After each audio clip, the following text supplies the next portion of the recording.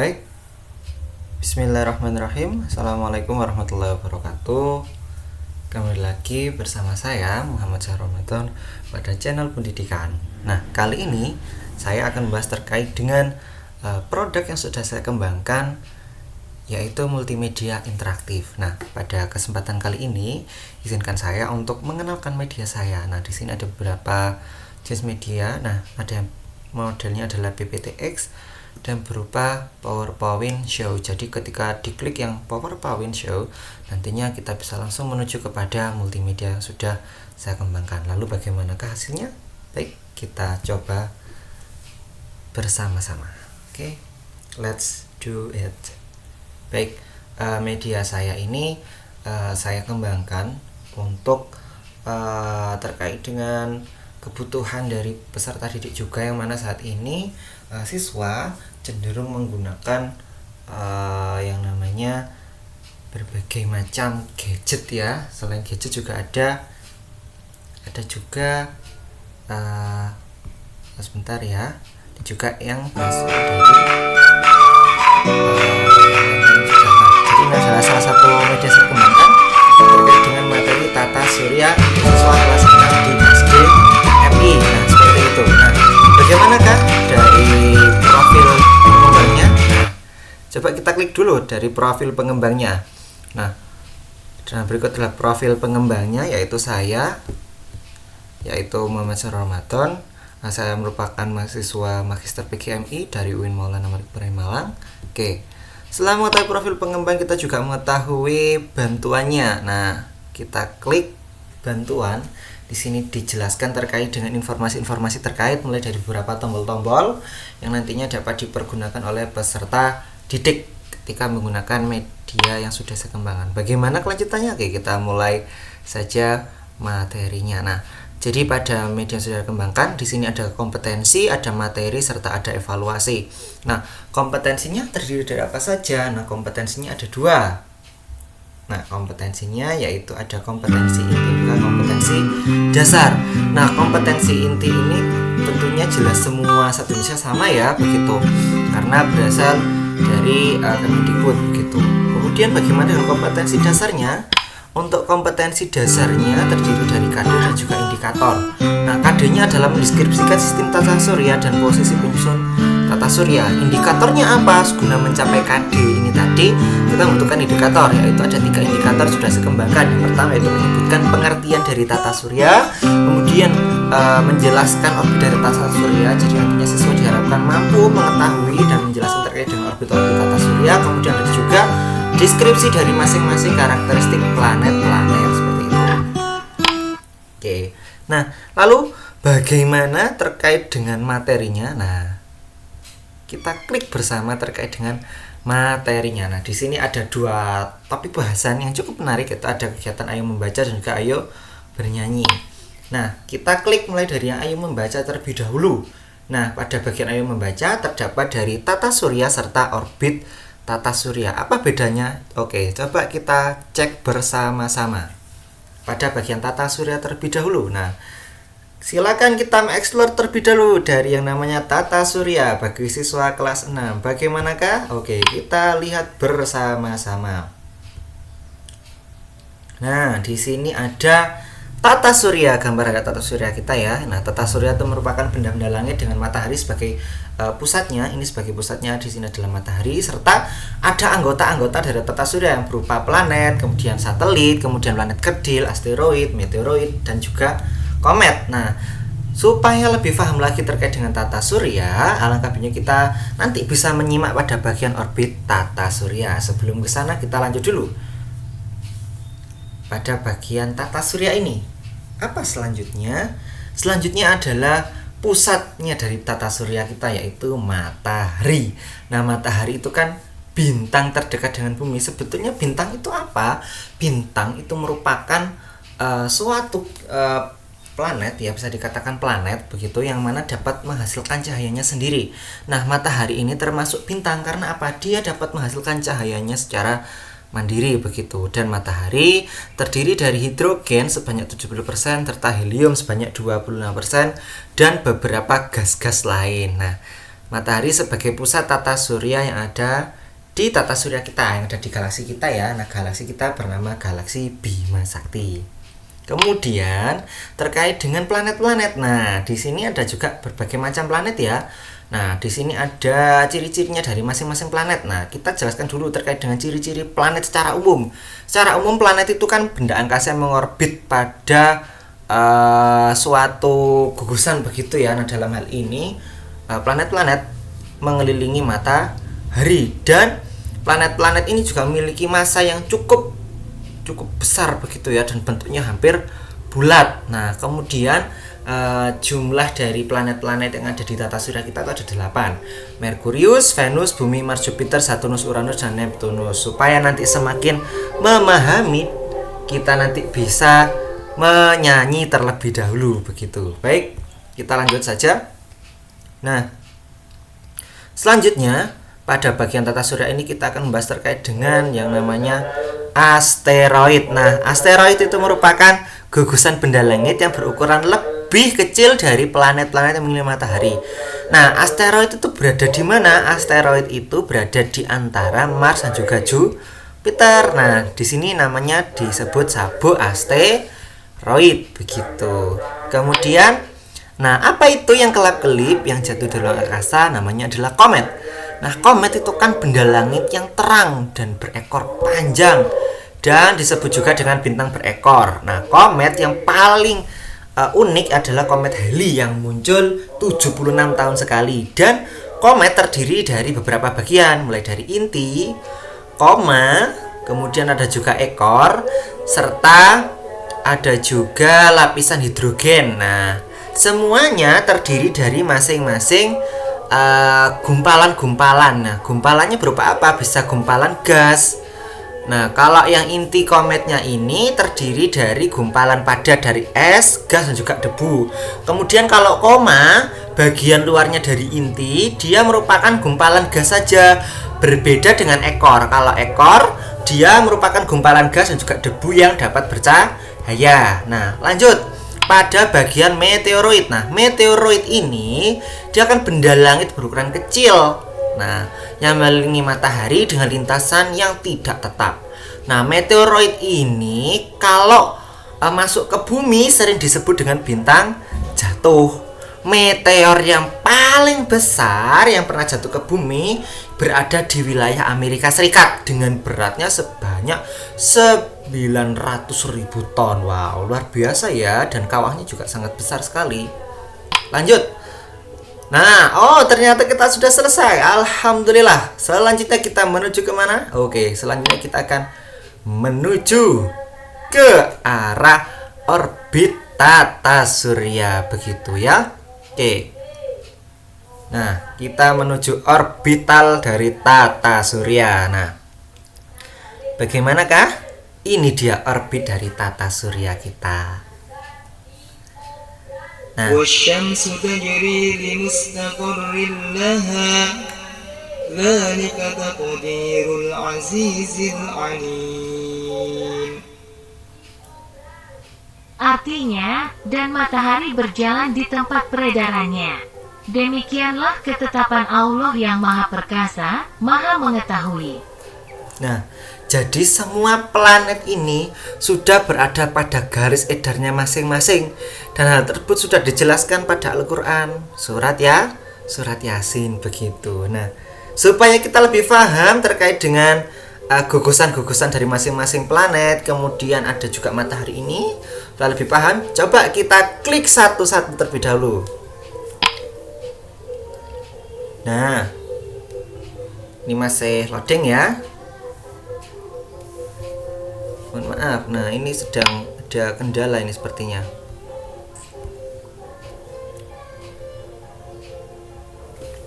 Oke, kita tadi di mana? Di materi ya, di orbital tata surya begitu. Oke, kita menuju orbital tata surya. Kita coba klik satu-satu. Nanti akan ada berbagai macam fakta yang cukup bisa membuat kita semua bersyukur begitu ya nak ya. Nah, ada Merkurius. Merkurius merupakan planet terdekat dengan matahari dengan jaraknya adalah jauh 47 juta kilometer. Nah, seperti itu. Oke, ini adalah fakta-fakta dari Merkurius. Kemudian ada juga fakta dari Venus. Nah, Venus itu apa? Nah, Venus itu merupakan planet terpanas. Kenapa paling panas? Karena suhunya sebesar 462 derajat Celcius dengan jaraknya yang juga cukup dekat dengan matahari, yaitu 108 juta kilometer begitu. Dinamakan bintang kejora juga karena apa? Karena dia warnanya sangat kuning begitu ya. Dan karena kenapa dia berwarna kuning? Karena dia merupakan planet terpanas yang ada di tata surya begitu. Nah, lanjut kita menuju planet kita tercinta yaitu Bumi. Nah, Bumi merupakan planet bisa dihuni manusia. Kenapa? Karena Bumi mengandung oksigen. Oksigen yang ada di Bumi itu sebanyak 21%. Nah, karena oksigen inilah akhirnya banyak makhluk hidup yang dapat tumbuh, seperti tumbuhan, hewan, seperti itu ya. Kalau tumbuhan dia bisa hidup karena apa? Karena dari proses fotosintesis dia akhirnya bisa menghasilkan gas oksigen itu tadi. Dan gas oksigen itu tadi juga dibutuhkan oleh tumbuhan begitu. Ketika malam hari begitu ya, biasanya ada yang namanya pernafasan begitu ya, pernafasan pada malam hari begitu. Nah, kemudian 71%-nya adalah air. Nah, karena bumi ini sudah memiliki oksigen, juga memiliki air, maka sangat cocok sekali untuk ditempati oleh makhluk hidup begitu. Nah, ada juga yaitu Mars. Nah, Mars ini disebut dengan planet merah. Kenapa? Karena dia tersusun dari 96 karbon dioksida dan dia banyak mengandung karat besi. Karena banyak mengandung karbon dioksida, maka gugusan tanahnya ini akhirnya terdiri dari karatan besi itu tadi. Nah, kemudian jaraknya dari matahari sejauh 228 juta kilometer begitu ya. Oke. Lanjut ke planet selanjutnya yaitu planet Jupiter. Nah, planet Jupiter itu merupakan planet yang paling besar dalam tata surya kita, dalam galaksi kita, itu galaksi Bima Sakti. Nah, karena dia yang paling besar, rotasinya saja itu 9 jam 50 menit. Nah, kemudian planet ini ternyata terdiri dari banyak gas. Gasnya apa? Hidrogen dan juga helium, sehingga dia sulit untuk dipijak. Nah, karena dia terdiri dari berbagai macam gas, oleh sebab itu Jupiter ini diselimuti oleh awan yang tebal sehingga banyak terjadi yang namanya badai begitu. Nah, lanjut ke planet yang selanjutnya, itu planet yang paling cantik di galaksi kita, itu planet Saturnus. Dia yang paling cantik. Kenapa? Karena dia memiliki ini. Apa ini? Cincinnya ini ya. Nah, cincinnya ini terdiri dari es dan juga batuan. Planet ini juga termasuk planet yang juga tidak bisa dipijak karena apa? Terdiri dari gas hidrogen dan juga helium cukup banyak begitu ya. Nah, planet ini sangat cantik sekali. Dia karena memiliki cincin-cincin mengelilinginya begitu. Nah, jaraknya dari Saturnus ke matahari itu sejauh 1,425 juta kilometer. Wow, sangat jauh sekali. Apakah ini yang paling jauh? Oh, tentu belum. Ada lagi planet yang lebih jauh lagi. Dan juga Uranus. Nah, Uranus ini ciri-cirinya memiliki cincin yang tipis dan juga gelap. Dia di sini sebetulnya ada cincinnya, tapi sangat tipis sekali begitu. Nah, suhunya itu mencapai minus 180 derajat Celcius tuh. Kenapa kok suhunya bisa minus? Karena dia posisinya dari matahari itu sejauh 2880 juta kilometer. Nah, karena planet ini jaraknya cukup jauh, maka suhunya itu minus 180 derajat. Dan revolusinya selama 84 tahun. Oh, apakah ini yang sangat lama? Kita lihat lagi selanjutnya. Ada fakta yang menarik juga begitu ya, dari planet Neptunus. Nah, planet Neptunus ini dia revolusi yang paling lama. Kenapa paling lama? Karena dia yang paling jauh dari matahari. Nah, karena dia paling jauh dari matahari, nah, akhirnya apa? Permukaannya ini tertutup dari es yang sangat tebal sehingga suhunya minus 200 derajat Celcius. Wow. Bagaimana ya? Dinginnya saya juga tidak bisa membayangkan. bagaimana sensasi dinginnya begitu ya. Wow, sangat dingin sekali begitu karena jaraknya saja juga jauh, yaitu 4.500 juta kilometer, sangat jauh sekali begitu. Nah, itulah dari beberapa planet-planet yang sudah kita bahas. Nah, selanjutnya kita juga ingin tahu terkait dengan materi yang tadi ada juga yang belum kita bahas. Nah, yaitu kegiatan ayo bernyanyi. Nah, coba ayo kita bernyanyi bersama-sama. Di sini ada lagu nama-nama planet dalam tata surya. Coba kita nyanyikan secara bersama. Kita klik.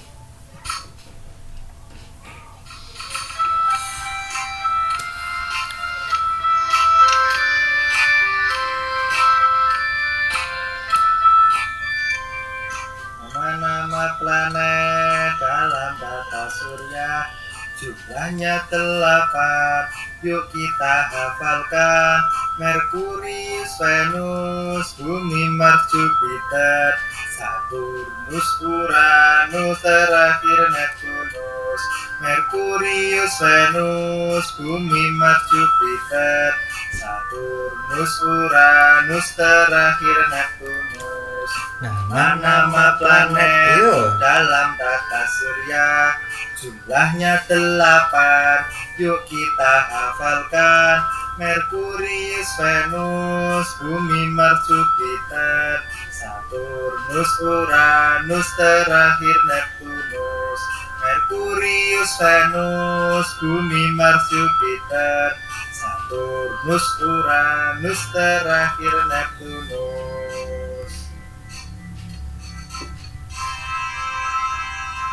Nah, jadi itu adalah lagu dari nama-nama planet dengan nada pelangi begitu ya. Nah, baik, supaya lebih memahami, alangkah baiknya kita juga mencoba evaluasinya begitu ya. Bagaimanakah pemahaman dari siswa kita bisa tahu dari kegiatan evaluasi. Nah, baik, coba kita menuju kegiatan evaluasi.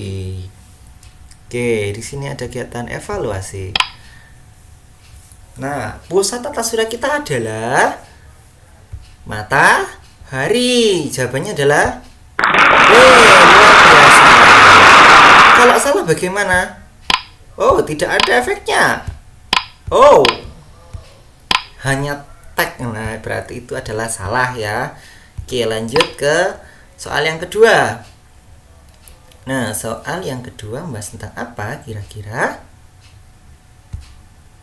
Nah, matahari dikatakan sebagai bintang karena apa? Karena bisa memancarkan cahayanya sendiri. Luar biasa. Lanjut yang ketiga.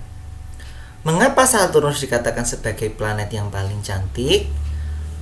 Dia memiliki cincin. Cincin yang bagaimana? Cincin yang sangat besar. Kalau warna keemasan berarti dia adalah planet Venus. Kalau memiliki warna merah dia adalah planet Mars. Kalau cincin yang halus dan tipis berarti apa? Betul sekali, berarti dia adalah planet Uranus. Begitu. Lanjut soal yang keempat. Mengapa Neptunus memiliki revolusi yang paling lama di antara semua planet? Jawabannya adalah karena apa? Ayo. Karena posisi Neptunus yang paling jauh dari semua planet. Posisi Neptunus jauh dari semua planet. Apakah diameternya kecil? Tidak, diameternya tidak terlalu kecil. Yang paling kecil adalah Merkurius. Sementara Neptunus, apabila jawaban yang C ini salah, kenapa? Karena Neptunus itu memiliki diameter yang juga besar, tetapi dia tidak sebesar miliknya Jupiter, karena yang paling besar adalah diameternya Jupiter. Lalu yang D, Neptunus memiliki es yang tebal sehingga Neptunus kesulitan dalam proses revolusi. Fakta ini benar bahwasanya Neptunus memiliki es yang tebal, tetapi dia mengalami proses yang lama ketika revolusi. Karena apa? Karena dia yang paling jauh dari planet dari matahari begitu ya. Oke. Nah, soal yang terakhir ya, itu adalah pada Quran surat An-Naba ayat 6, Allah berfirman bahwasanya bumi diciptakan sebagai bumi hamparan, sehingga makhluk hidup dapat beraktivitas di muka bumi. Hal tersebut mengindikasikan bahwasanya bumi merupakan planet dapat ditinggali oleh manusia. Sebab apa? Sebab bumi memiliki gas oksigen manusia. Nah, kandungan gas oksigennya cukup tinggi juga, yaitu sebesar 20%. Nah, sementara kalau gas nitrogen ini sebetulnya dipergunakan untuk apa? Gas nitrogen ini juga dibutuhkan untuk tumbuhan. Akan tetapi yang paling benar adalah bahwasannya manusia, kita lihat lagi ke soal bahwasannya planet dapat ditinggali oleh manusia. Kenapa? Karena manusia itu butuh oksigen. Nah, itulah fakta dari bumi yang sebetulnya sudah dijelaskan pada Al-Quran. Begitu ya. Oke. Wow, ternyata sudah selesai. Alhamdulillahirrahmanirrahim. Sudah pelajaran kita, mudah-mudahan semuanya diberikan manfaat dan barokah. Kalau ada sumur di ladang, bila kita menumpang mandi. Kalau ada umur yang panjang, mudah-mudahan kita berjumpa lagi. Sampai jumpa pada pertemuan selanjutnya. Wassalamualaikum warahmatullahi wabarakatuh. Sampai jumpa.